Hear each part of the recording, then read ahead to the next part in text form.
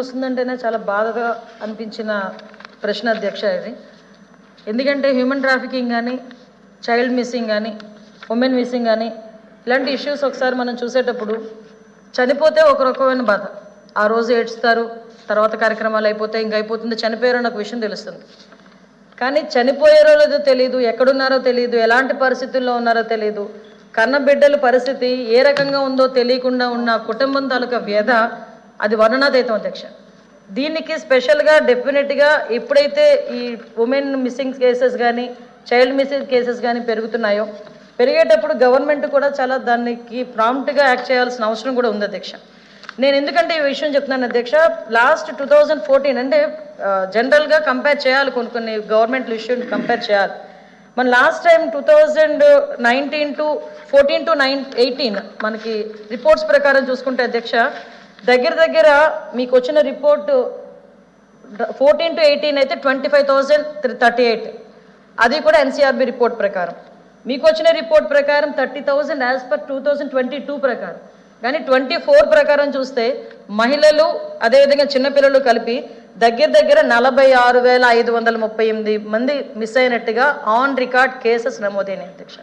అంటే ఒక్కసారి మనం ఆలోచన చేసుకుంటే గత చంద్రబాబు నాయుడు గారి గవర్నమెంట్కి, మొన్న జగన్మోహన్ రెడ్డి వైఎస్ఆర్సీపీ గవర్నమెంట్కి తేడా చూసుకుంటే దగ్గర 100% పెరిగింది అధ్యక్ష. నేను ఇందులోని ఉన్న గవర్నమెంట్స్నో లేకపోతే పాలకుల్లో నిందించడానికి నేను మాట్లాడలేదు అధ్యక్ష. జనరల్గా హ్యుమానిటీ బేసిస్ మీద ఆలోచన చేసుకున్నా కనీసం అంతమంది పిల్లలు హ్యూమన్ ట్రాఫికింగ్లో కానీ లేకపోతే మిస్సింగ్ కానీ అవుతున్నప్పుడు పాలకులుగా ఉన్న మనం కానీ అదేవిధంగా పోలీస్ వ్యవస్థ కానీ ఎంత కట్టుదిట్టమైన చర్యలు తీసుకుంటుంది, ఎంత కట్టుదిట్టమైన వ్యవస్థలు నడిపించాలన్న విషయాన్ని మనందరం కూడా అర్థం చేసుకోవాలి అధ్యక్ష.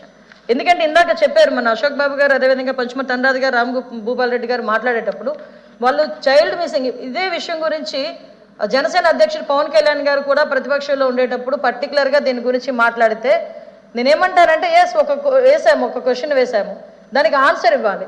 దానికి సంబంధించి ఆ రోజు అంటే 30,000 మంది అని ఎన్సీఆర్బీ రికార్డు పట్టుకొని చూపించినా కూడా ఆ రోజు అతని మీద తిరిగి కేసులు పెట్టే పరిస్థితి మనందరం కూడా చూసాం అధ్యక్ష. అంటే దీన్ని నేను ఉమెన్ ప్రెసిడెంట్గా ఉండేటప్పుడు కీర్తి అనే అమ్మాయి మనకి నర్సరావుపేట కాన్స్టిట్యుయెన్సీ, అక్కడ పెదకూరపాడు కాన్స్టిట్యుయెన్సీ నుంచి ఒక చిన్న పిల్ల తల్లిదండ్రులు ఇద్దరు వచ్చారు నా దగ్గరికి.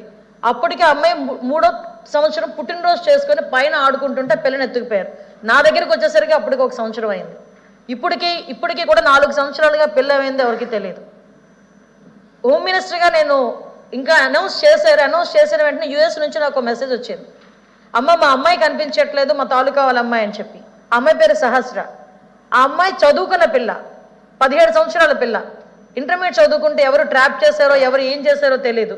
ఆ అమ్మాయి సుమారుగా ఈ రోజు వరకు కూడా దగ్గర 6 నెలలు అయింది. ఆ అమ్మాయికి ఈ రోజు వరకు కూడా ఆ అమ్మాయి ఎక్కడుందో కూడా తెలియని పరిస్థితి. అంటే నేను సిస్టమ్ని నిందించట్లేదు, అలాగని చెప్పి వ్యవస్థల్ని తప్పుపట్టడం కాదు అధ్యక్ష. ఫర్మ్గా లేకపోవడం అన్నది ఎంత ఇంపాక్ట్ వస్తుంది అనే విషయం మీద మీకు చెప్పడానికి.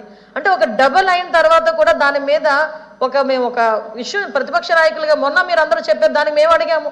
మొన్న ప్రతిపక్ష నాయకుడు జగన్మోహన్ రెడ్డి 36 రాజకీయ హత్యలు జరిగినాయి అన్నారు. నేను ఆన్ రికార్డ్ తీసుకొచ్చి క్రైమ్ రిపోర్ట్స్ ప్రకారం ఇన్ని రాజకీయ హత్యలు జరిగినాయి, నీ దగ్గర రిపోర్ట్ ఉంటే ఇమ్మని చెప్పి మేము అడిగాము. అది ఒక సిస్టమ్ అధ్యక్ష.